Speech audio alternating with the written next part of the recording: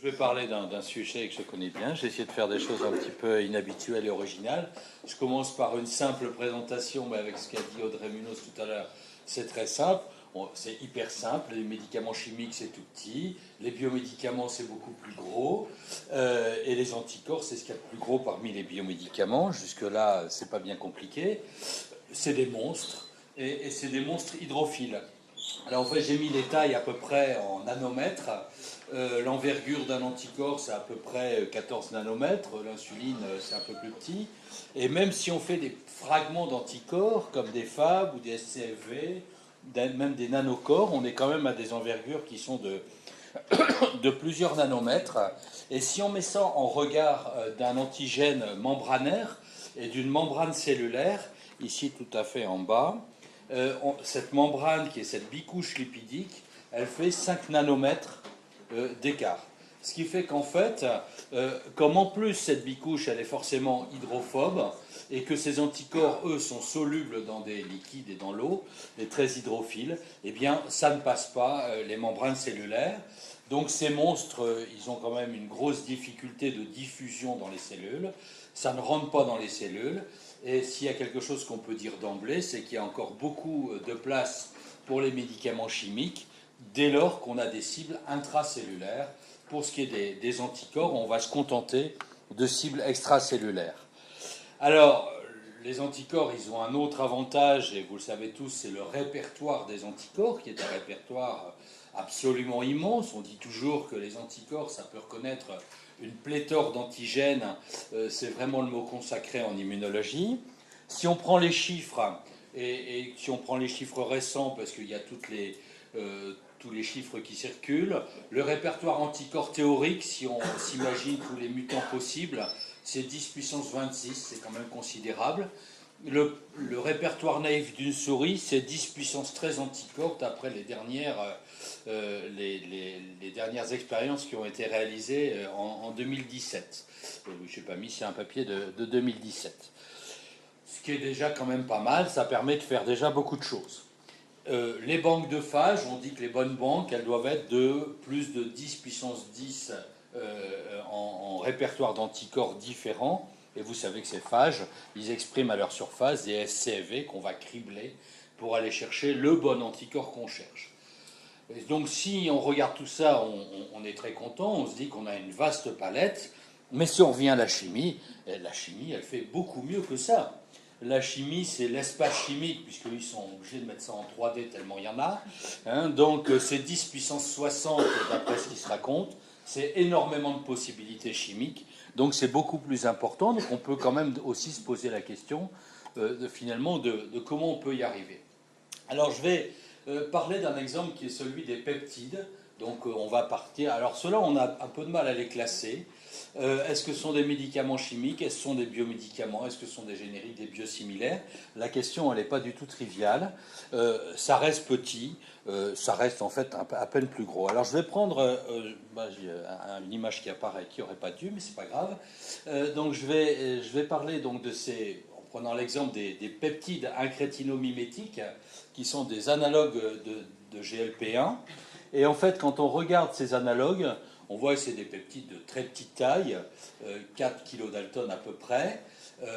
Administration, donc des peptides, on les administre par voie systémique. Ils sont rapidement dégradés et il faut donc injecter ça 2 fois par jour. Et si on travaille un peu, en faisant des analogues acylés, on arrive à faire des choses injectables 1 fois par jour. Et puis si on va plus loin, on en trouve 2 qui s'appellent peptides. Et quand on y regarde de plus près, ils font 73 et 60 kilodaltons, ce qui commence à faire un peu des gros peptides. Et pourquoi ils font ça? Eh bien tout simplement que ce sont des protéines de fusion avec soit l'albumine, soit un FC d'IgG, c'est-à-dire ces analogues peptidiques, ces petits peptides, ici un crétinomémitique, ils ont été fusionnés à un FC d'IgG, tout simplement pour leur donner une demi-vie longue. Et c'est pareil pour l'albumine. Et pourquoi ils ont une demi-vie longue? Tout simplement parce qu'ils vont pouvoir se lier à FcRn, qui est donc cette molécule qui permet de prolonger la demi-vie et de l'albumine et des IgG, et donc qui lie d'un côté l'albumine ici de l'autre côté les IgG, et donc tout simplement augmenter la demi-vie d'un médicament de très petite taille, eh bien ça rend les choses beaucoup plus agréables pour les patients, puisqu'on arrive à des posologies de 1 fois par semaine, ce qui est évidemment pour un médicament injectable beaucoup plus tolérable pour les patients. Là, ce sont des constructions tout à fait artificielles, évidemment, mais les anticorps eux-mêmes, ils ont une longue demi-vie. Et ce qui fait déjà le succès de ces anticorps, eh bien, malgré cette grande taille, hein, on dit toujours que des petites molécules, ça va mieux diffuser dans l'organisme que des grosses molécules, une image évidemment de diffusion passive, mais en fait, grâce à FcRn, on a non seulement une longue demi-vie, mais en fait une excellente biodistribution dans l'organisme de tout ce qui est à base d'IgG, donc soit les IgG elles-mêmes, soit tous les médicaments qu'on va complexer à des IgG ou à l'albumine. Donc on en vient à donc ce succès des anticorps, ça va être en partie cette longue demi-vie qui va permettre donc des injections très espacées. Il y a parfois des posologies où c'est une injection par mois, ce qui est quand même pour un patient plus que confortable. Si on regarde les chiffres exactement aujourd'hui, en 2011, c'était au début du Labex Mavimprove, il y avait exactement 27 molécules sur le marché qui étaient des anticorps recombinants approuvés en Europe. On en est aujourd'hui à 80, très exactement. Donc ça, c'est la progression qu'on vit toutes ces dernières années. On en est à entre 8 et 10 anticorps nouveaux chaque année qui s'ajoutent aux précédents. Alors on a essayé de comparer, c'est très difficile de savoir combien d'anticorps par rapport aux molécules chimiques. On est allé chercher les dénominations communes internationales qui sont dans les rapports de l'OMS, c'est-à-dire quand on attribue des nouveaux noms de médicaments à des entités médicamenteuses, quand on attribue les dénominations communes internationales. Par année, en 2011, on attribuait en moyenne, enfin dans ces années-là, 30-31 noms d'anticorps par an. On a doublé. Tous les ans, on donne une soixantaine de noms nouveaux d'anticorps. Ça correspond effectivement à un doublement de molécules qui sont suffisamment avancées. Pour les molécules chimiques en parallèle, on était à 102 en 2011, c'est-à-dire quand même beaucoup plus. Par contre, ça a l'air de stagner puisqu'on en est à 118 en moyenne aujourd'hui. Donc ça continue à évoluer. On sait par ailleurs, à côté de ces 80 anticorps qui sont sur le marché, il y en a plus de 500 anticorps qui sont en essai clinique. Le chiffre varie, on est entre 500 et 600 probablement. Et là, c'est encore plus compliqué à savoir, à repérer. On pense qu'il y en a à peu près plus de 3000 dans les pipelines des boîtes pharmaceutiques et dans les essais précliniques. Donc ils ne sont pas encore arrivés en clinique. Ça, c'est les chiffres qu'on trouve dans les prospectives. On ne voit pas bien en bas, mais donc ça commence en 2014 jusqu'en 2025. C'est les progressions de chiffre d'affaires pour les anticorps monoclonaux. Alors on peut le voir, le chiffre d'affaires des entreprises pharmaceutiques, on peut le voir aussi comme coût pour la santé et le coût pour la sécurité sociale. Alors, on va revenir à ces anticorps et à ce paratope. Pourquoi finalement ces anticorps? Ils ont une longue demi-vie, c'est un premier élément de succès, mais qu'est-ce qui fait aussi leur intérêt sur le plan pharmacologique et sur le plan thérapeutique? Eh bien, c'est en partie dû à leurs anticorps, à leurs paratopes et à leur zone de reconnaissance. Alors là, on a fait une image à partir d'un anticorps monoclonal qui est le lanadelumab, qui est un anticorps monoclonal qui vient d'être mis sur le marché et qui cible une enzyme qui est la kallicréine plasmatique. Cette kallicréine fonctionne de façon excessive dans un certain nombre de maladies qui sont les angioedèmes héréditaires, et donc il y a un anticorps qui vient bloquer cette enzyme. Donc cette enzyme, elle est ici en blanc, enfin en blanc-gris, et son site catalytique a été marqué ici en jaune. Et vous voyez donc que cet anticorps, il vient recouvrir cette enzyme totalement sur toute une grande surface qui englobe le site catalytique, et il empêche donc cette enzyme de reconnaître son substrat et de venir finalement cliver son substrat puisque c'est une protéase. On a ici en regard un médicament chimique qui n'a pas été développé, ou en tout cas qui n'est jamais arrivé sur le marché, qui est une molécule un petit peu compliquée ici. Je ne sais pas si vous la voyez bien, elle est en violet. hein, il y a un certain nombre de cycles, et elle vient donc s'ancrer dans le site catalytique de l'enzyme. Alors, qu'est-ce qu'on peut dire par rapport à ça? Eh bien, forcément, on a là une concurrence entre deux types de molécules. On a une petite molécule chimique qui est relativement spécifique du site catalytique, encore qu'on ait plusieurs protéases acérines et qu'on n'est jamais à l'abri que cette petite molécule chimique ou certains de ses métabolites, dans certaines conditions, vont aller bloquer d'autres enzymes. Et donc on peut avoir avec ces molécules chimiques des possibilités de toxicité off-target, en dehors de la cible. Les anticorps, ça ne va pas être le cas, puisque finalement cette grande surface de reconnaissance va multiplier les zones d'interaction, et donc cet anticorps va être extrêmement spécifique de cette enzyme et absolument pas d'une autre.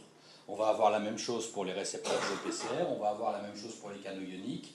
On peut avoir des molécules extrêmement spécifiques sur le plan pharmacologique, ce qu'on n'a pas toujours avec les petites molécules chimiques. Et en plus, les petites molécules chimiques forment des métabolites qui eux-mêmes, à leur tour, peuvent se retrouver être toxiques, ce qu'on n'a jamais avec les anticorps, puisqu'évidemment, les anticorps, quand ils sont dégradés en peptides, ils sont totalement détruits.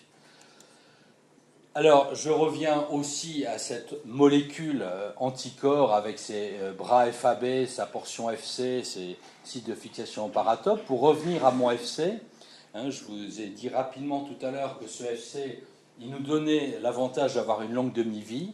Il a aussi un autre avantage, ce FC, c'est que si l'antigène ciblé est un antigène de membrane sur les cellules, eh bien cet anticorps qui va pouvoir reconnaître son antigène ici par ses bras FAB va aussi avoir sa portion FC capable d'être reconnue par des récepteurs FC qu'on va trouver sur des cellules de l'immunité et où on pourra aussi avoir une activation du complément, mais donc de façon générale, on va pouvoir avoir des fonctions effectrices de l'immunité, une possibilité par ces anticorps d'aller mobiliser le système immunitaire pour aller tuer la cible. Et ça, même s'il y a déjà eu des constructions chimiques qui ont été faites, pour avoir une espèce de bifonctionnalité, ça reste quand même à peu près inaccessible aux médicaments chimiques qui, au mieux, vont bloquer un antigène et pas aller au-delà. Donc ça, toute cette propriété-là est due à des choses extrêmement ténues au niveau de certaines sous-classes d'IgG et qui impliquent à la fois tous les acides aminés qui sont dans l'immunoglobuline en contact avec le récepteur et avec aussi toute la glycosylation de l'immunoglobuline G qui est à cet endroit-là. Et puis je vais prendre un dernier exemple pour faire court, qui est la situation des hémophiles. Vous savez que les hémophiles, et en particulier dans l'hémophilie A, sont des patients qui sont déficients en facteur 8 de la coagulation.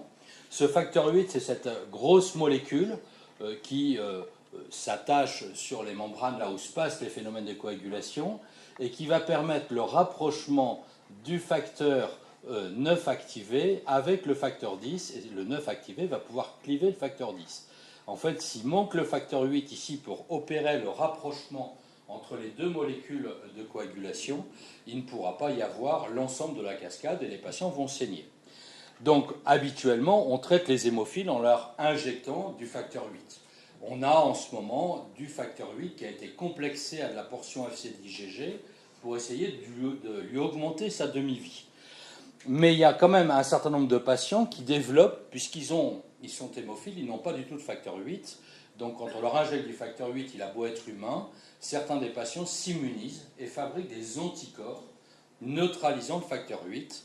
Donc ce sont ces anticorps qui sont ici figurés ici en bleu, qui viennent reconnaître ce facteur 8 et l'empêcher d'exercer sa fonction. Donc c'est des problèmes qu'on a assez régulièrement avec les biomédicaments. Et on a un médicament qui vient d'arriver sur le marché, qui est un chef-d'œuvre d'orfèvrerie, on a envie de dire, puisque c'est un anticorps qui vient ponter et le facteur 9 d'un côté et le facteur 10 de l'autre, en étant un anticorps bispécifique, qui va reconnaître un antigène d'un côté, un autre antigène de l'autre, avec une portion FC, ce qui lui donne une longue demi-vie.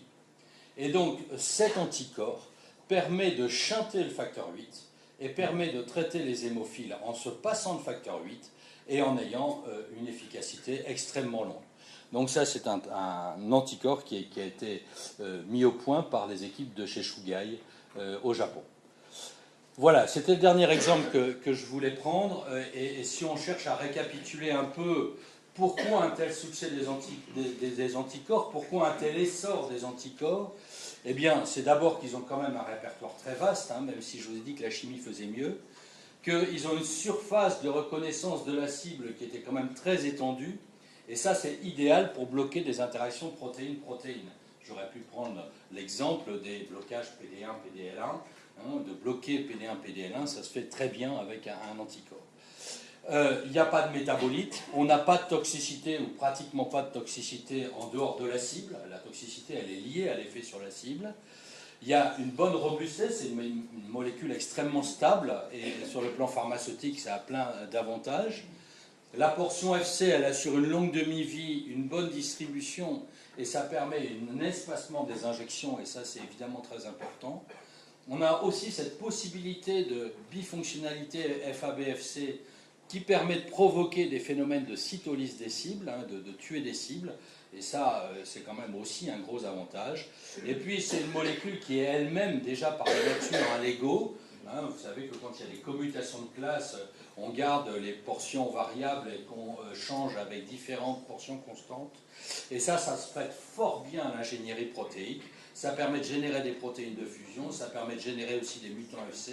Ça permet de créer des bispécificités et ça augmente considérablement le champ des possibles. Voilà pour ce petit panorama rapide. Merci de votre attention.